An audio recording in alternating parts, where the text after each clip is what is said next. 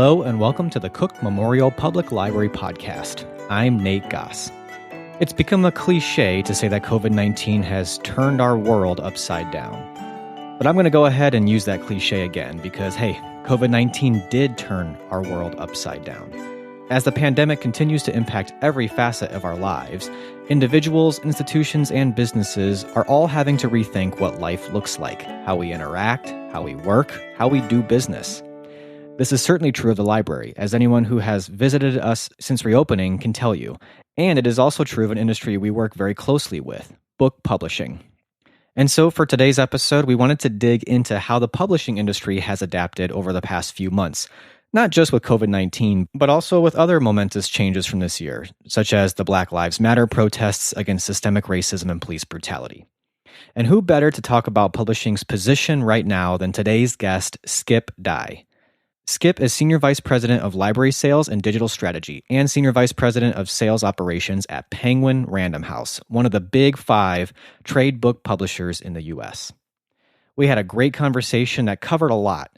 Everything from how Penguin Random House's work environment and strategy has changed, what types of books are selling, how authors are doing, and how readers are also adapting and changing in their reading habits. I hope you enjoy this chat with Skip Dye. Well, Skip Dye, welcome to the Cook Memorial Public Library Podcast. Thank you. Good morning. Good morning to you as well. I actually just wanted to start with maybe having you describe, you've got a very long job title. So could you just maybe describe what your role, what is your role at Penguin Random House exactly? Chief cook and bottle washer at times, but I'm fortunate that I get to work in 2 very different areas of the company, which affords me to be involved in many different ways. So one pertinent for us is the library side. Yes, I'm the Senior Vice President of Library Marketing and Digital Strategy for Penguin Random House. For that role is I have the adult library marketing groups reporting into me, but then I handle dealing with our digital strategy into the library and school marketplaces. So I deal with all the different digital aggregators and work with them on our e-content. So that's that position. The second position is maybe a whole different focus, but I see relationships, and that's sales operations. So I handle the sales operations for Penguin Random House for both U.S., the Canadian markets, and our international markets. So I work basically with our facilities, our warehouses that we have 3 warehouse spaces that we operate and ship out all of our book product. And I work with them on making sure to handle policies and processes that benefit our books and our customers. So it's a operations hat, and I handle a lot of operational issues from the company, from everything from dealing with the COVID response we're dealing with now to us moving all together in one big building when we first got together. So man, that is a huge job with your hands in a lot of different kind of areas. And generally speaking though, how's publishing doing right now with the pandemic and all the different things going on right now in our country? Well, and the world, really. Well, for us in the U.S. marketplace, and how the book market has been affected by COVID is different than how it has been in other countries. So let's focus on the U.S. So Penguin Random House, we're doing well. Books are selling. Books are up in the industry. If you look at BookScan and look at the numbers there, you'll see that the overall marketplace is up. Physical books are up. I think the players have kind of changed a bit about who's selling a lot. At the beginning of the COVID-19 a lot of places were shutting down. You had more online growth. So you're seeing growth from, of course, Amazon, but also from some people that you may not have thought of. And that's like Target.com and Walmart.com, because they also were providing other services like getting groceries and also getting those supplies. Essential services, yeah. So what happened is a lot of people were just adding on to their grocery carts, adding on to their stuffed books. And the book industry as a whole saw, a big changing of tastes as you go through. So at first it was a lot of beginning of COVID-19, I've got all my kids at home. So I need to find activity books. I need to find workbooks and educational materials. Then that sort of evolved to, as I go to I'm home now. I've got to cook food. Yeah. So I've got to figure out, I've always wanted to make sourdough. Yes, so we had the bread baking phase for sure. Yeah, because I'm sure the libraries have seen this too. Yes. It was just like you saw these 2-week jaunts. 2 weeks we're here, 2 weeks we're there. And then now it's getting much more to pleasure reading, just to have some normalcy. It's not that they're thinking, now's the time I read War and Peace. This is the time I actually go and do my beach reads. So I'm wanting to find some escapism. And then, of course, because it is the year it is, politics, so you see the increase of books around the political figures. I think the challenges for us in the marketplace is really supply chain. So what do you mean by that exactly? Well, it's getting the books from the printers to our warehouses, packed into cartons, shipped to facilities that then unpack them and then distribute them to consumers. So you have all these physical touch points where social distancing has to be applied, where you have people concerned about touching materials to understand the COVID-19 virus and how long it lives on materials, how long it lives out there, and making people feel comfortable. So our workers in our warehouses were identified early on as states started doing closures as essential workers because we have a lot of educational materials that we're distributing. Well, then we also, as publishers, had to advocate for printers because these printers had then to become essential businesses because they're printing these materials for us to then be able to get out to these companies.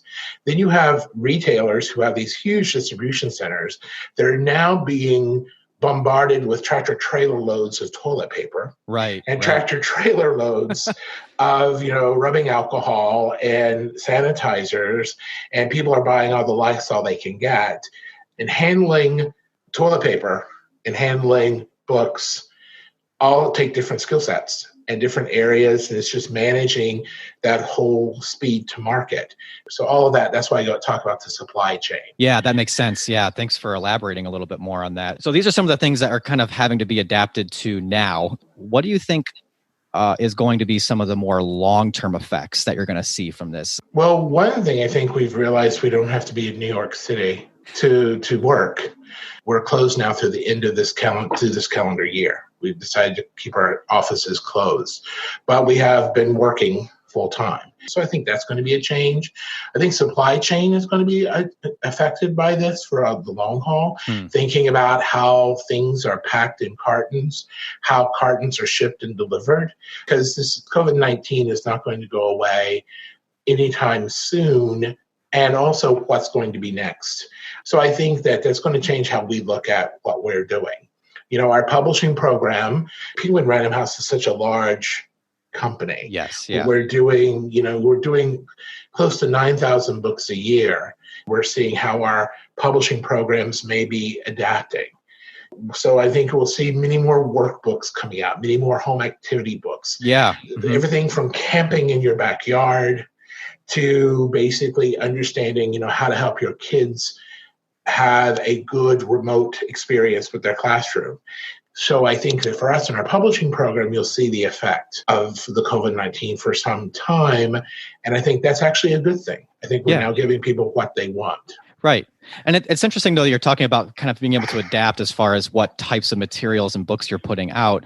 But it seems like right now you're kind of focusing more on the things that people need to either cope or deal with or work through while we're in the midst of COVID-19. And I kind of want to expand on that a little bit and change it a little bit to ask, how long do we have to wait, I guess, until we actually see books that talk about COVID-19 or fiction that takes place during COVID-19? Well, I think that just because this is such a momentous time in our society, and that's always reflected in literature. Yeah. You have that always, whether it becomes a main character or it is a secondary character or it's just an omnipresence that's there. I think COVID-19 will show that, just like Red Badge of Courage those past events, or they talk about them and they become a character. I think COVID-19 will start that. I think it's almost too new right now. Right. Yeah. I think it's too much. We're too much in the moment, but I'm certain that you'll see some literature coming out. I mean, Zadie Smith did a collection of essays that she wrote while being in isolation with COVID-19. So it's nonfiction. Right. But written by a very talented fiction writer. You're kind of seeing this a little bit in music, like, Taylor Swift puts out an album and it's sort of like her COVID album, or like, music has a way of maybe being able to be turned around a little bit quicker. How long before we start seeing literature that is really wrestling with what COVID is? Well, I think you'll start seeing it in the next 6 months, definitely. Yeah. But it tends to be right now what we're seeing presented to us out there is either a science fiction-y presentation of it. Yeah. Not, I would say, a real life reflection of it yet. And I think when it becomes real life reflection of it, it's when it's going to be really fascinating and interesting. Because I think it's going to go from this nonfiction analysis of being the how to and the why is, to soon of the side, put it back 20 years from now. What is the U.S. looking like 20 years after COVID-19? Yeah, I'd want to read that. So the other thing that we definitely need to talk about is the other huge event that's happened this year, and that is the Black Lives Matter protests against police brutality and systemic racism that really kicked up after the George Floyd incident. I mean, I'm looking at the New York Times bestsellers, and it is definitely impacting people's reading tastes. A lot of books about anti-racism, about systemic racism. How is Penguin Random House kind of responding to that, or thinking about what that means for the future of Penguin Random House? Well, I feel very fortunate to work for a company that's so progressive and has always been very worker-focused, people-focused, and really working on our own diversity issues. So we had started working on our diversity issues years ago, and this only heightened how much work we still need to do. It made us actually take a step back and re-examine our work and making sure that we weren't just doing checkbox, but we're making it more practice. So I think for us at Penguin Random House, we are fortunate that we have many of those voices that you speak of that are in the New York Times list are actually published by us or distributed by us. We've always encouraged our editors and the diversity of editorial staff, which it needs and is improving, to bring in authentic voices. I mean, I go back 2 years ago when I first read Tommy Orange's There. I don't know if you've read that book, Native American experience, fiction, amazing writing. But with that started our own dialogue about the biases that are there. So then started talking about social injustice. So being a publisher of Bryan Stevenson, you cannot not talk about social justice in our company because that is, he has spoken to our company many times. We've been very active as a company in his organization. Yeah, the Equal Justice Initiative. A lot of our employees volunteer time, energy. Our company matches. We do a lot of matching. Our company matches funds for us for any donations we make. Right now, each Friday, we're featuring a Black-owned bookstore and encouraging people to shop at the Black-owned bookstore. But what we're trying to do is show about how that store affects the community. So for us, our publishing program has been changing dramatically. We have put a very concerted effort in increasing our publishing of diverse voices, of different experiences, and to highlight more social injustices. That we're looking for books that make a difference, not books that necessarily make a profit. So, I mean, a great example is, How to Be an Anti-Racist, which we published too, which is looked on to be quite academic and not really a trade house book, if you think about it, okay? But it was an important book for us to publish because we felt it was an important statement to put out there and reflective of our publishing program of where we aspire to be. And I'm very thankful for that. I remember I get the advanced reading copy came into the library of that, and I read it up because I love Stamped from the beginning. Yeah. And I was like, this book's going to be a big deal. It's really going to, and it has. It's been a huge deal. I mean, the first chapter alone just... Oh, my goodness. Yeah. It encompasses everything. And if you can listen to the audio book. I highly recommend it. As a avid audio listener, you can actually, I think it transcends the book. It is when that these authors can read those works and can transcend the written word. It just is very inspiring. I just doing a plug. I'm sorry, but no, that's fine. You can plug Kendi all day long. I mean, it's fine great. to do. But I think how it's changed. We're going to be. We have a lot of work to do as a company.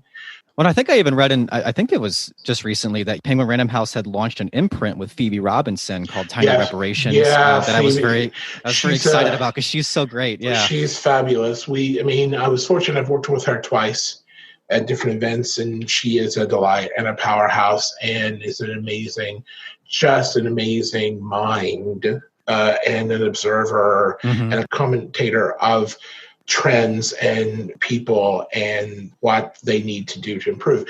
So I'm very happy to see her there too. You'll see a lot more of that going, and it's something that we've always fostered. Let's talk a little bit about authors.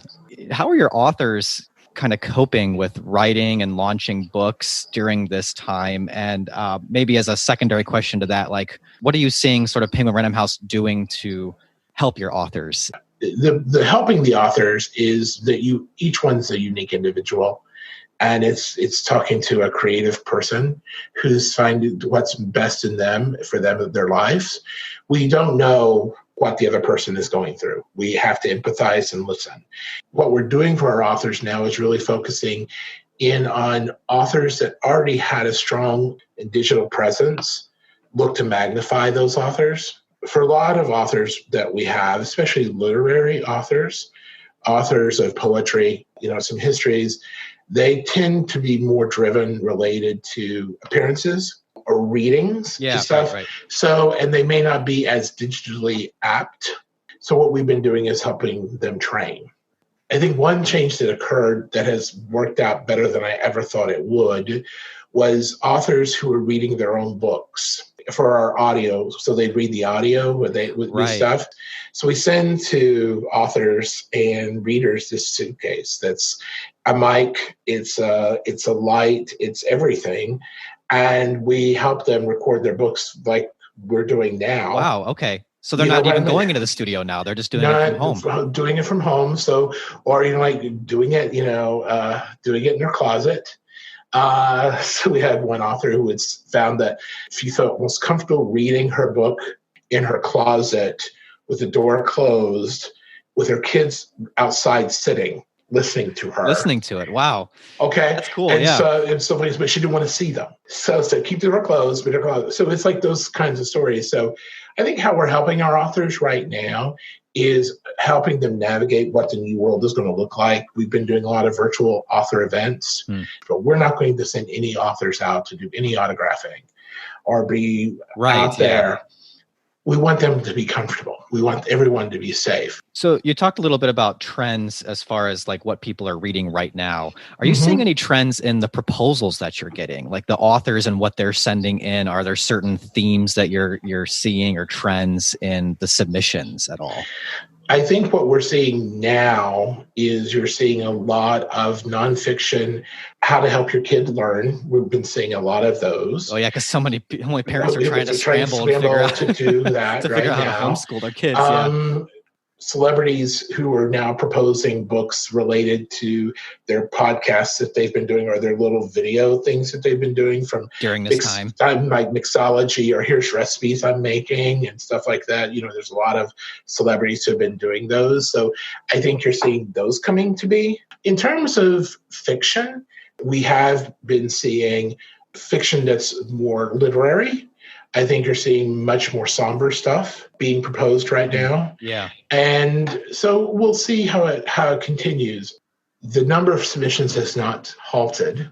It's the same. Okay. People have been writing. Okay. People have been writing a lot, and people are really getting the word out. I think our thing right now is trying to find voices, that we've been discovering voices out there that we may have never discovered before because they've moved their writing to online, or they've moved their experiences to do their own podcasts or their own YouTube channel, or they've taken Instagram and tried to transform it in some way to talk about themselves and their experiences.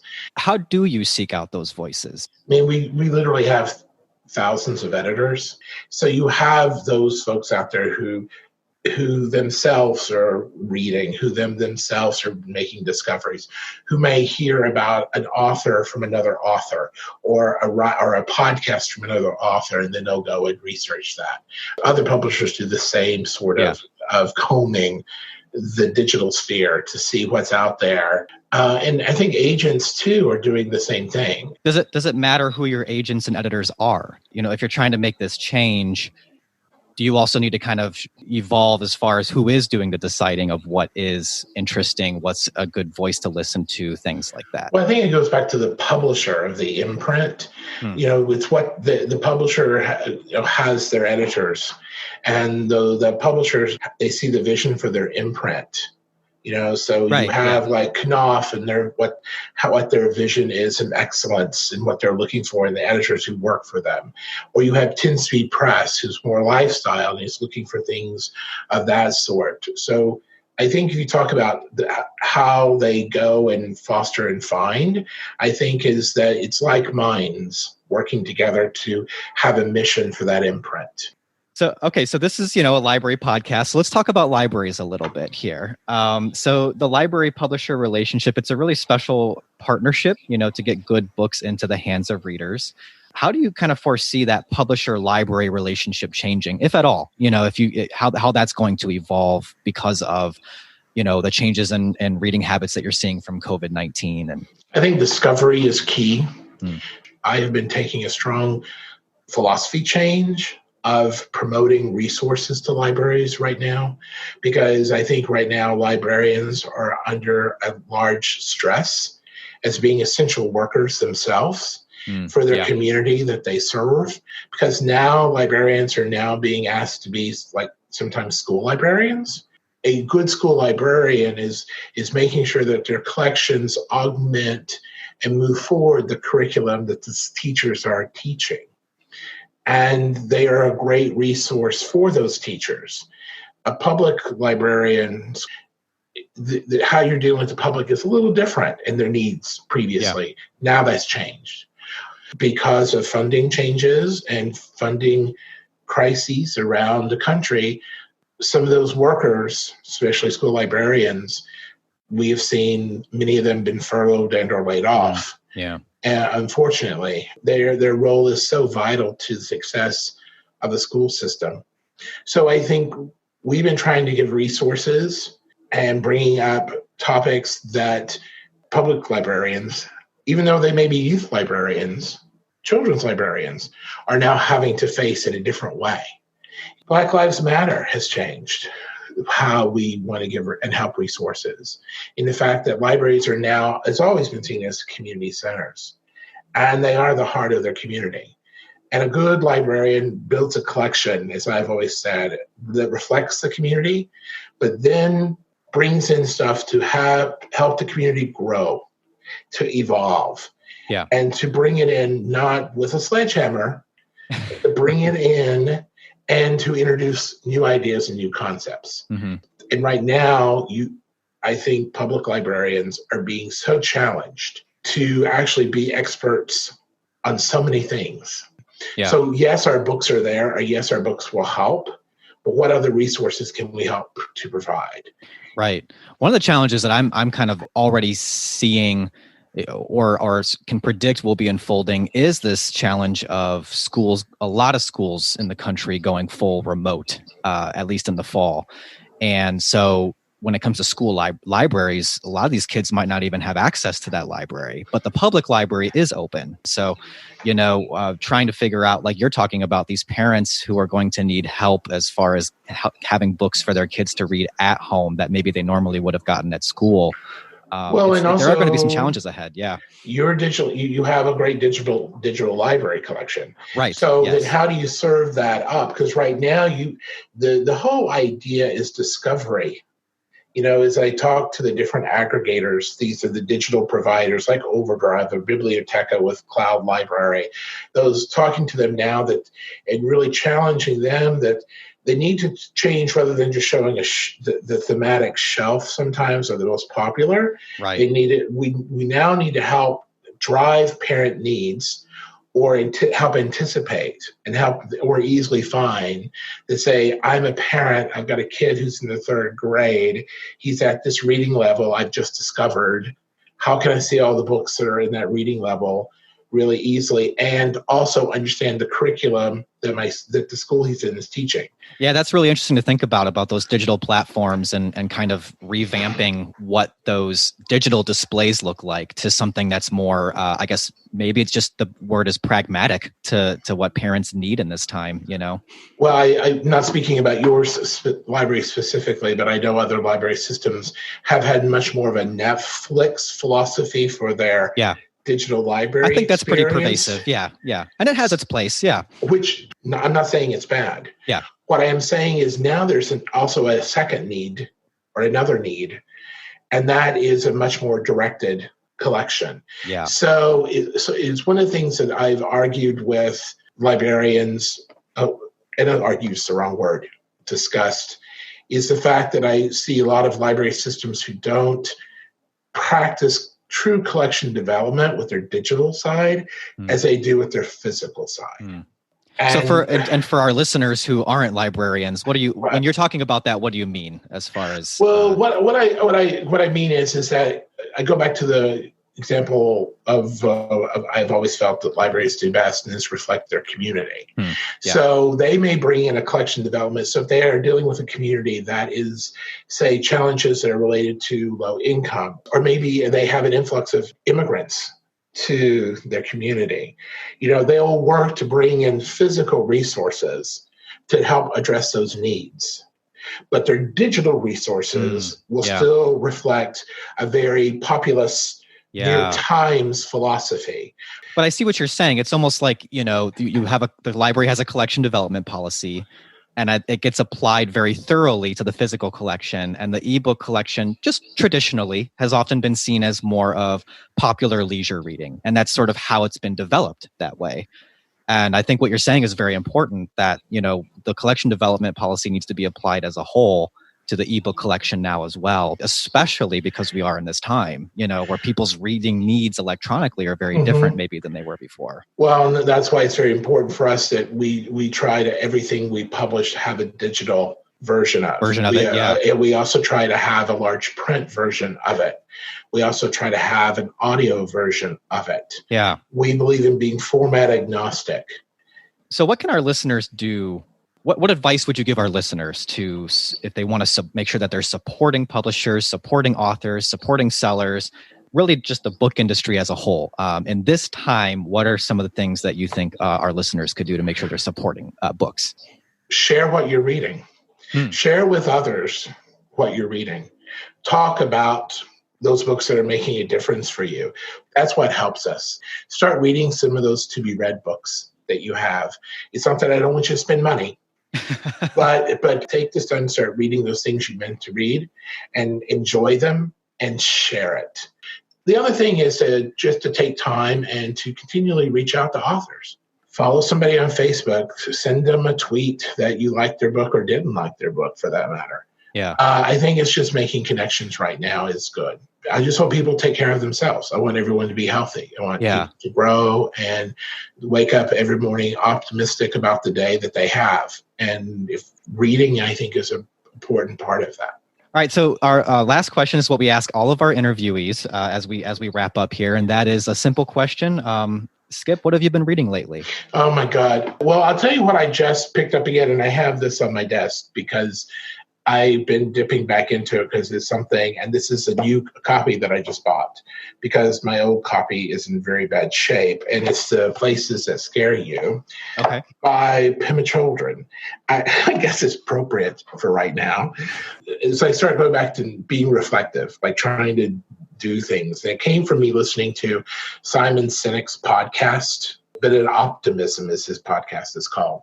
There are a lot of books that I've read that I've not brought into my practice of life.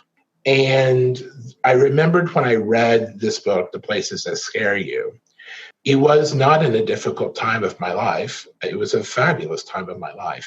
And when I was reading it, I did not understand the impact of it. And so I pulled this back again, and I just started going, oh my God, I remember this, which has really been a good thing for me to do.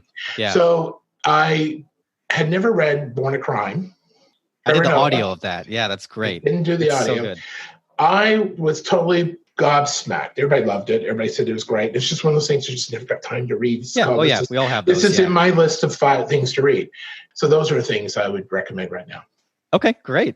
All right, well, Skip, it's been great talking to you. Thank you so much for coming on the podcast and taking the time to speak with us today. Thank you for the invitation. It's been a pleasure to get to know you.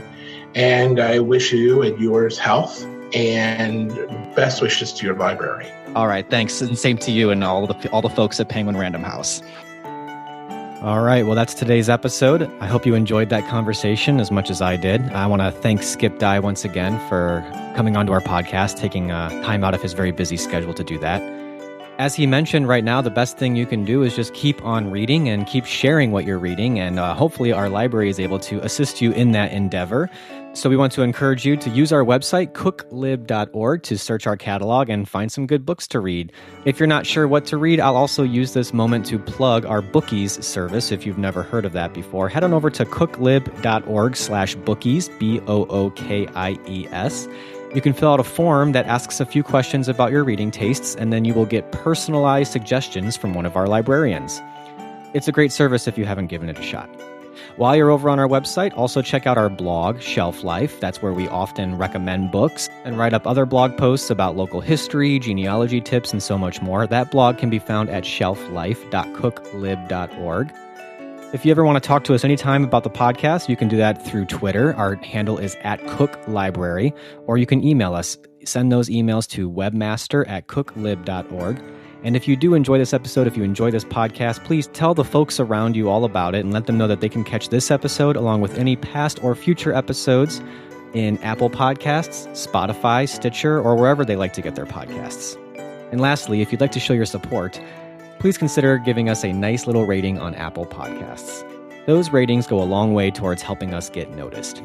We'll be back soon, but until then, keep reading, keep watching, and keep listening.